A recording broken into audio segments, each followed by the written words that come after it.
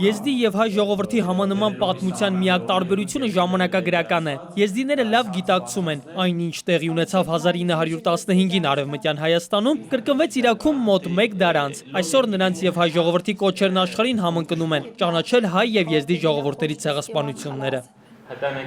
Մեր աշխատանքը եզդիների ցեղասպանության ճանաչման լոբինգ իրականացնելն է։ Յազդա կազմակերպությունը գրասենյակներ ունի Մեծ Բրիտանիայում և Ամերիկայում, հիմա արդեն Շվեդիայում։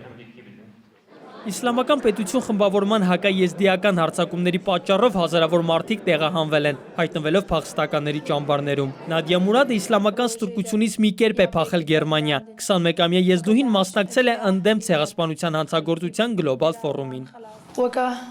Ընտանիքով Շանգալի Քոչու գյուղում էինք ապրում։ Երբ իսլամական պետության զինյալները մտան Իրաք, հազարավոր տղամարդկանց սպանեցին և մոտ 6000 կանանց և երեխաների տարան իրենց հետ։ Եզդիական սրբավայրերը պայթեցրին։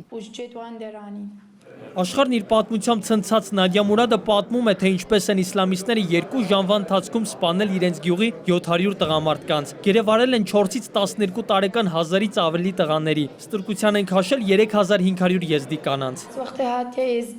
Նրանց նպատակը մեկն էր՝ աշխարհի երեսից վերացնել եզդիներին։ Ես 4 ամիս է արդեն շրջում եմ տարբեր երկրներով, որպես ականատես պատմում եմ եզդիների ցեղասպանության, նրանց դեմ ուղղված վայրագությունների մասին։ Ես դարձել եմ եզդի ժողովրդի ձայնը։